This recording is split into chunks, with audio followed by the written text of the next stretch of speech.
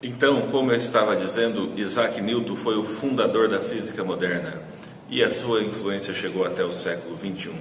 Suas pesquisas voltaram-se para as leis que regem o universo, que funciona como uma máquina autônoma. Embora o cientista ensine que Deus deu o primeiro impulso, mas em seguida se retirou do universo. Então não adianta você ficar aí rezando. Na pensamento de Isaac Newton, Deus deu o primeiro impulso. Agora o resto você tem que fazer acontecer. O universo é uma máquina perfeita que funciona segundo leis constantes, necessárias, que podem ser conhecidas e podem ser colocadas para trabalhar ao teu favor. Mas quem tem que estudar e quem tem que trabalhar é você. Tá? Não vai cair maná do céu de novo, não. É mais ou menos esse pensamento do Isaac Newton, que ainda assim acredita em Deus. Newton também pesquisou os conceitos como massa, força, inércia, movimento, tempo e desvendou as cores que compõem a luz. Olha só quanta coisa esse cientista estudou. O conceito da física de massa, força, inércia, que é um corpo que está em movimento, em linha reta, tende a permanecer nesse movimento e em linha reta, a menos que uma outra força atue em sentido contrário para freá-lo ou desviá-lo. Outros cientistas contribuíram para a física ao fazer descobertas sobre fenômenos elétricos. Naquela época não tinha luz elétrica. A elasticidade do gás, o gás pode ser comprimido e depois ele se expande.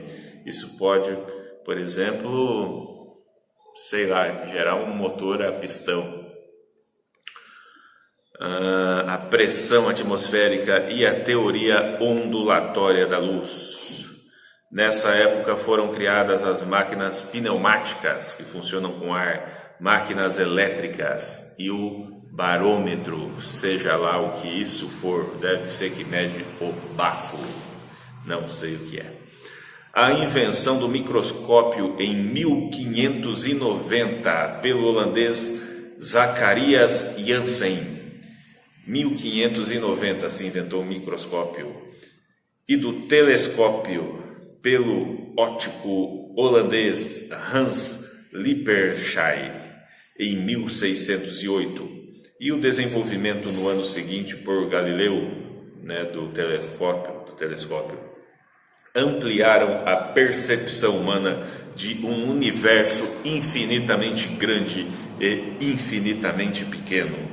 Infinitamente grande pelo telescópio, a visão, não é em contemplação, mas é o estudo, a matematização do espaço sideral, do cosmos. Isso é o infinitamente grande. E o estudo do infinitamente pequeno, que é da célula, da partícula, através do microscópio.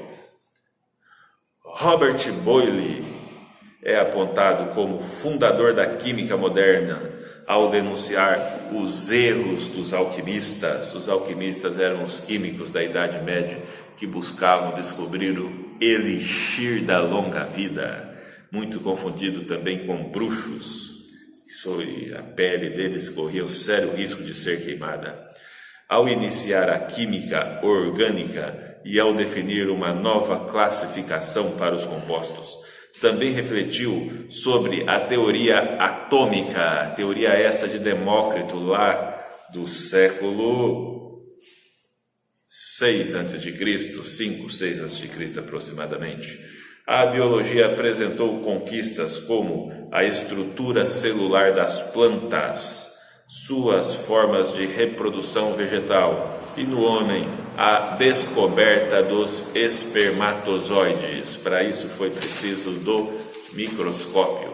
Então, antes da descoberta do microscópio em 1590, o processo de gravidez era muito mais mágico do que compreendido cientificamente. Essas novas visões faziam em pedaços as crenças anteriores e colocavam muito pouco em seu lugar. Havia muitos riscos em apresentar novas descobertas, em apresentar novas ideias, porque eu já falei da Santa Inquisição. Em terceiro lugar, no século XVII, desenvolveu-se uma espantosa capacidade de divulgação do conhecimento, a invenção da imprensa e a possibilidade da reprodução em massa dos livros, em grande escala, em grande quantidade, porque antes a cópia era manual, feita com tinta e pena, e demorava muito tempo para alguém conseguir copiar um livro inteiro. Imagina você copiar um livro inteiro escrevendo a caneta esferográfica, né? Com a imprensa é muito mais fácil, com o computador então nem se imagina. Muito bem, iniciada no século XV, a impressão do papel mostrou-se como a mais eficaz forma de multiplicadora de ideias que a humanidade já utilizara até aquele momento. E hoje, qual é a forma mais multiplicadora de ideias?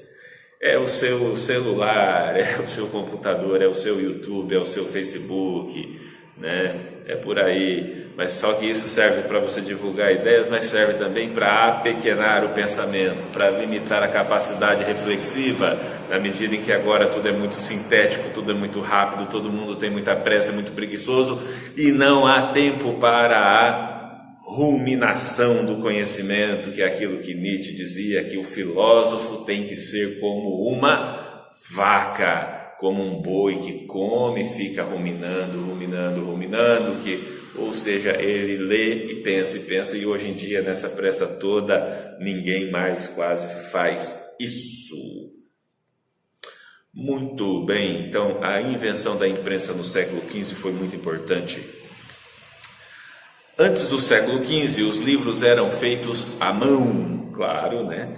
Demorava-se 2 anos para que 45 copistas produzissem 200 exemplares de um livro. Imagina quanta gente já ficou desempregada com a invenção da imprensa também. Pois bem, os primeiros 50 anos depois que o alemão Gutenberg inventou a imprensa, por volta de 1450, foi publicado um total de 10 milhões de exemplares, de 40 mil livros diferentes. Veja que revolução, uma revolução equivalente à internet, a invenção da imprensa. Em quarto lugar, também transformou muito o mundo. As cidades se tornaram o principal centro da vida das pessoas. Muito mais gente se agrupava agora no mesmo lugar, tendo de conviver, trabalhar, competir. Esse convívio urbano acelerado trouxe à tona questões importantes. Quem manda? Quem organiza a cidade? Quem faz as leis da vida em grupo? Como proteger a individualidade em meio às grandes populações? A vida dos grandes centros se tornou atribulada e veloz, e nós hoje sabemos disso, está ainda pior, né? As ideias circulavam livre e rapidamente. Hoje elas circulam rapidamente, talvez não tão livre, talvez atreladas pelas algemas da incapacidade de pensamento, da preguiça nossa de cada dia. Nessa agitação toda, as certezas e as incertezas se entrecruzam. De um lado, muita mudança, de outro, insegurança. A mudança sempre traz insegurança. De um lado, muito avanço, de outro, muito medo. A questão básica era: para onde estamos indo? Para onde a razão pode nos levar? Porque no mundo medieval, estático, estagnado, parado, calmo, tranquilo, você sabia que de onde você veio de Deus, e você cumpre sua estadia aqui nesse inferno e depois você retorna para a vida eterna, né, aqui nesse purgatório. Mas quando os